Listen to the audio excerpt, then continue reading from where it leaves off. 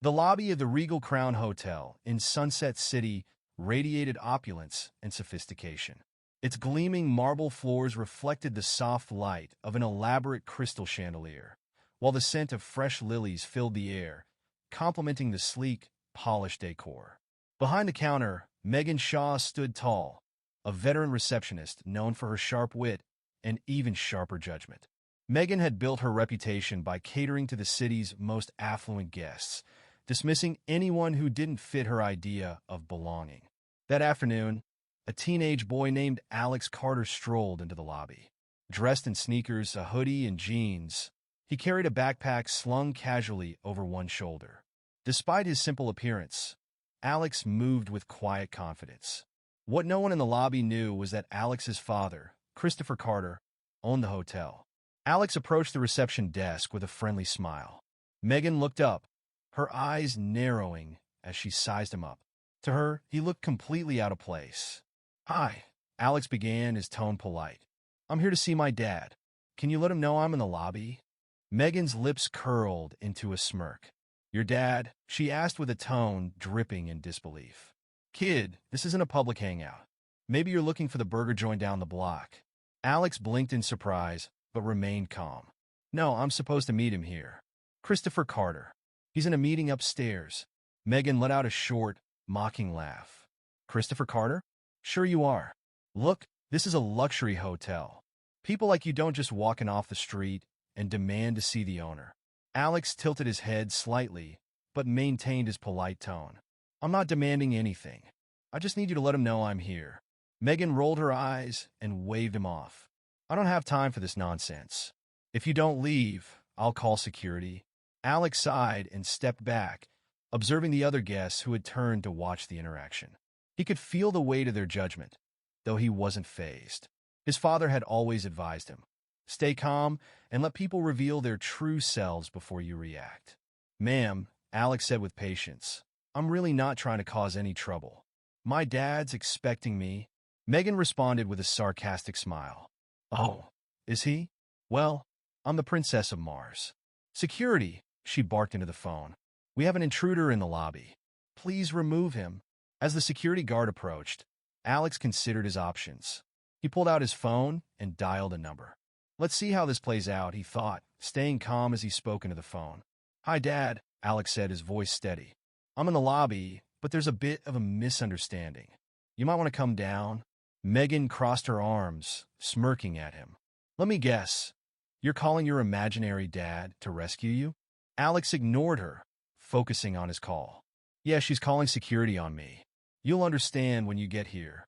Megan's amused expression faltered slightly when the word dad echoed in the quiet lobby. A few guests murmured amongst themselves, some clearly disapproving of Megan's attitude. Moments later, Christopher Carter entered the room. His tailored suit and commanding presence instantly drew attention. His eyes scanned the lobby, landing on Alex near the desk. His expression darkened when he spotted the security guard standing near his son. "What's going on here?" Christopher asked, his voice calm but firm. Megan stepped forward, assuming he was another guest. "Sir, I'm sorry for the disturbance." This boy was loitering in the lobby, claiming to know Mr. Carter. Christopher raised an eyebrow. "Claiming to know me?" He turned to Alex, his tone softening. "Are you okay, son?" Alex shrugged with a small smile. "I tried to tell her, Dad." Christopher's gaze shifted back to Megan, his tone growing icy. "This boy is my son. Care to explain why you treated him this way?" Megan's confidence crumbled. She stammered, her earlier arrogance replaced by panic. I didn't realize. He didn't look like." Christopher interrupted with a sharp hand gesture. "That's the problem. You didn't bother to ask or confirm. You judged him based on nothing but appearances." Megan stood frozen, her face a deep shade of red. Around the lobby, murmurs grew louder as guests observed the unfolding scene, some discreetly recording with their phones. Christopher addressed the security guard next. "Thank you for stepping in. You can return to your post." The guard nodded and walked away, clearly relieved to escape the tension. Turning back to Megan, Christopher's voice was measured but firm. "This hotel prides itself on treating every guest with respect. That's non-negotiable. Today, you failed to uphold that standard. Megan opened her mouth to speak, but Christopher held up a hand. I'm not interested in excuses.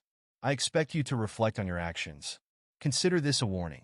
Any further incidents like this, and there will be no place for you here. Megan nodded weakly, unable to meet his gaze. Understood, sir. I'm sorry. Christopher sighed and turned to Alex. Let's go. We've wasted enough time here. As the pair walked toward the elevators, Christopher glanced at Alex with a faint smile. You handled that well. I'm proud of you. Alex grinned. It was kind of fun watching her dig her own grave. Christopher chuckled softly. Let's make sure this kind of behavior isn't tolerated again. The incident became a cautionary tale among the staff, a stark reminder that assumptions and arrogance had no place in a service-oriented business. Megan, now humbled, learned that every guest deserved respect, no matter how they looked. The story of Megan's blunder spread quickly through the staff of the Regal Crown Hotel, sparking discussions in break rooms and department meetings. For many, it became a stark lesson on how easily assumptions could lead to humiliation, not only for the guest but for the person making the assumption. The once confident receptionist, now humbled, faced scrutiny from her peers and a new determination to prove she could change. In the days that followed, Megan began a rigorous retraining program, part of Christopher Carter's firm, but fair response to the incident. The program focused on empathy, active listening, and understanding the diverse backgrounds of the hotel's clientele.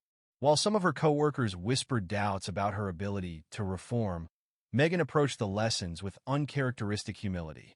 She didn't just want to save her job. She wanted to regain her self-respect. Meanwhile, Christopher used the incident as an opportunity to implement a broader cultural shift at the Regal Crown Hotel. He organized a staff meeting to address the issue head-on.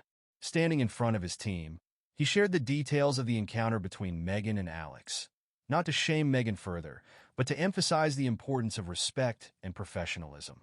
This hotel is a symbol of excellence, Christopher began, his tone firm yet encouraging. But that excellence doesn't come from marble floors or chandeliers. It comes from the people who work here. Every guest who walks through these doors deserves our respect, regardless of how they're dressed, where they're from, or who they are. We must be better, not just because it's good for business, but because it's the right thing to do. His words resonated deeply with the staff, sparking a renewed sense of purpose among many employees. They began to approach their work with greater care, knowing that their actions could define a guest's entire experience at the hotel. As for Alex, the young teenager became somewhat of a local legend among the staff. Employees who recognized him would greet him warmly, some even asking for tips on handling tricky guests. Alex, always modest, brushed off the attention with a laugh. I just did what my dad taught me. Stay calm and let the truth come out. Weeks later, Megan found herself at the front desk again, handling a busy afternoon shift. A young woman in casual attire walked in, hesitating at the counter. Megan's initial instinct was to question whether the woman belonged there, but she caught herself. Instead, she smiled warmly. "Welcome to the Regal Crown Hotel," Megan said sincerely. "How can I assist you today?" The woman smiled back, visibly relieved. "I'm here to meet someone for a business lunch." "Of course," Megan replied, her tone professional and inviting. "Do you have a name I can check for you?" In that moment, Megan realized how far she'd come. She had taken a mistake and turned it into a lesson, proving to herself and others that growth was always possible. For the Regal Crown Hotel, and for Megan, the future now shone a little brighter.